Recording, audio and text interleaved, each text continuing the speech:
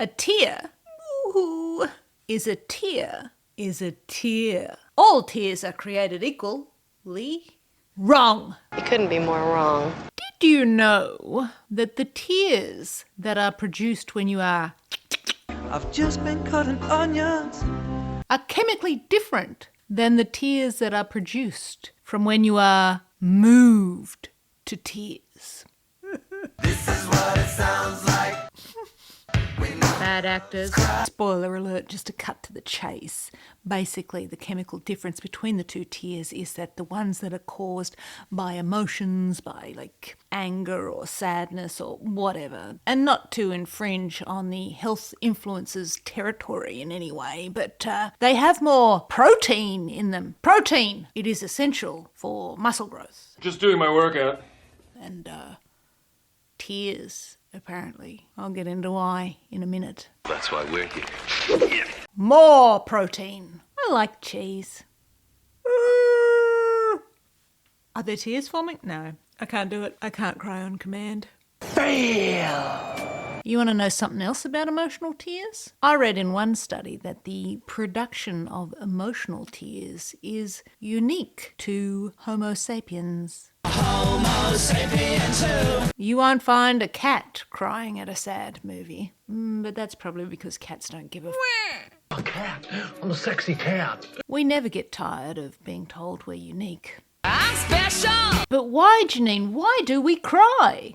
I don't know. I'm a writer, not a science boffin. But, as luck would have it, I do dabble in half-reading things and sharing what I've known. So I am somewhat of an expert in regurgitation. And that's all tears are regurgitation. Not true. The absolute favourite thing I read in preparing for this was a quote from a Time article that I'm going to talk a bit more about later. And it was theorising on how crying works from a physical standpoint. Are you ready? A prevailing theory in the 1600s held that emotions, especially love, heated the heart, which generated water vapour in order to cool itself down. The heart vapour would then rise to the head, condense near the eyes, and escape as tears. Brilliant. We're basically human tea kettles. We just need a cosy. What could the cosy be? Like a hug or a jumper? Like when we're crying, we just need a hug? A teapot. Back on track. Why do we cry? Well, I don't know why you cry, but I can share some tear facts with you right now. And perhaps that'll help us, circle back around to how I started this video talking about protein. Protein's great. In the tears. So, let's give it a go. There are 3 types of tears. Basal, reflex, sometimes also called irritant, and emotional. Basal tears. I'm all about that bass, Why do I know that song? I shouldn't know that song. Basal tears. This is essentially why your eyes are wet all the time. When you blink, your eyelids are distributing the basal tear, the moisture, across the surface of your eye, thus keeping your eye moist. Simple, basic. You're basal. Then you've got your reflex tears or irritant tears. Let's say you're making a nice little soup. Perhaps one of its basic ingredients is French people? Silent breed is people! No, it can't be people. Let's just skip over that part. But perhaps the second key ingredient of your sexy soup is onions. Onion. You cut into that onion. Onion.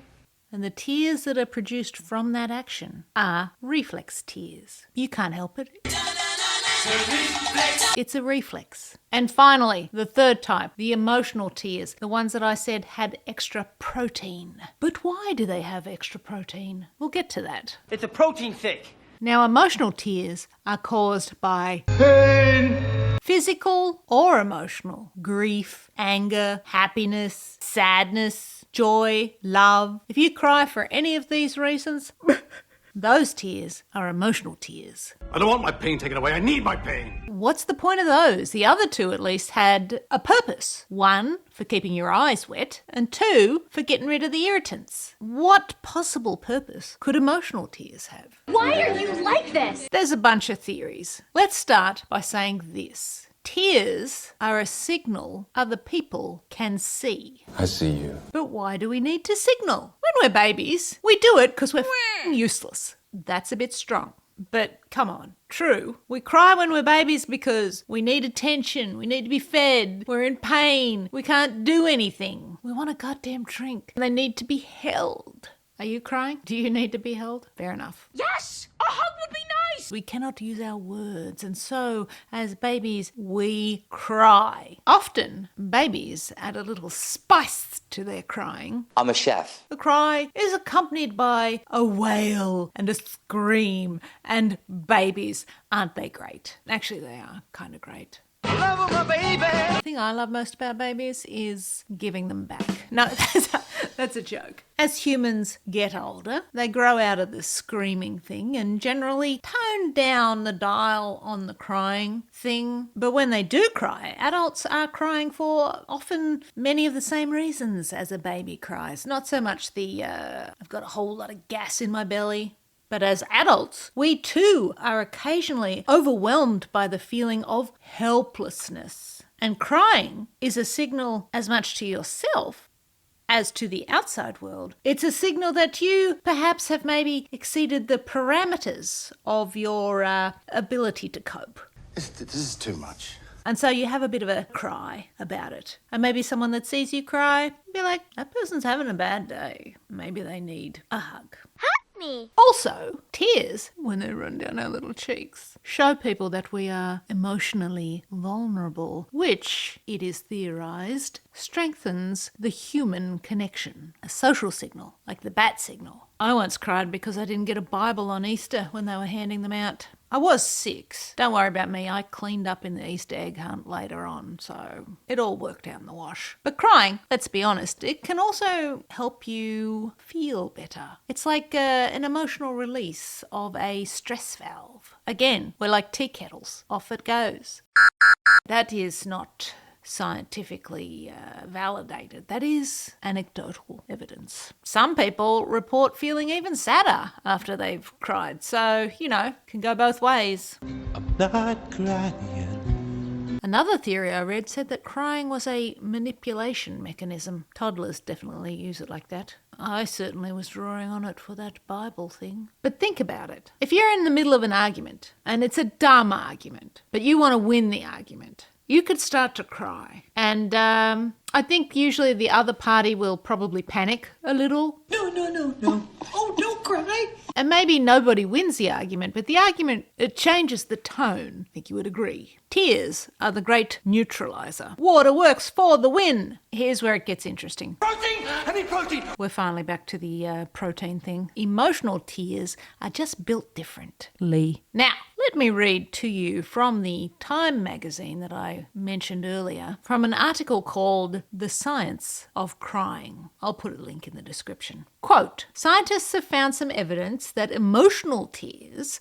are chemically different from the ones people shed while chopping onions. In addition to the enzymes, lipids, metabolites, and electrolytes Brondo's got what plants crave. It's got electrolytes. that make up any tears, emotional tears contain more protein. One hypothesis is that this higher protein content makes emotional tears more viscous so that they stick to the skin more strongly and run down the face more slowly, making them more likely to be seen by others. They roll more slowly because they done got protein in them. Protein! And that, right there, that little paragraph was the inspiration for this week's post. Dial 1-800-CRY-ON-Q, which you can read somewhere down here. When I originally set out to write that thing, it was going to be entirely based on the whole protein hook, beefing up tears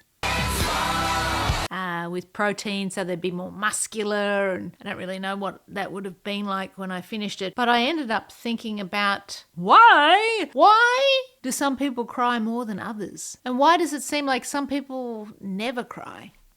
Is it just that you don't see them? Does that mean they are unable to be moved by anything? Do they have a heart of ice or stone? Does that mean they will never be able to connect with someone? With society? Are tears essential to connection? What must it be like being unable to cry? What makes you cry? Me? Is it me? Do I make you cry? I cry at the drop of a hat these days. Doesn't even have to be a big hat. And that's how I ended up writing a comedy piece where a dude calls in about an ad that he saw in the paper. Do people still read newspapers? Advertising some curatives to help those who are perhaps cry challenged. I did have some fun with this one, mostly with coming up with the names of the products themselves. So we're just going to touch on those. First, the name of the company that manufactures these products designed to help people produce tears in a variety of situations. The name of the company was Married to the Sob Industries. Inspired. Are you making fun of me? Here's some of the product names. The Spilt Milk Conditioning Cream. I don't cry over it. Basically, you rub that into your skin to enliven the empathy pores. That would be for the kind of situation where perhaps you would like to cry at a movie in front of a date. I don't know. The Cry Freedom Lotion. That's for your performative tears. On cue. A lot of that going around. The Tears of a Clown Tincture. I love that word, tincture. That's a when no one's around tear trigger. I mean, I'm really pulling these modern song references. How do you do, fellow kids? This is going to appeal to a very small target audience. But I think my proudest product name was the Don't Fear the Weeper Emollient Balm. Okay, enough plugging of my dumb words. Don't call them dumb, Janine. You'll make yourself cry. Good point. Crying, I think, is really interesting from both a physical and emotional perspective. I did just mention that I seem to cry at the drop of a hat lately, but I've noticed the older I get, the more I cry at sad movies, music, sad situations, situations where people are in love, nature. Oh my God, look at the sunset. Actually, I haven't cried at a sunset or a rainbow, but that's probably in my future. Anyway, point is, the older you get, it seems easier to plug into your emotions. And some of those emotions induce tears quite freely. People winning things. That gets me. Oh my God, they're so happy.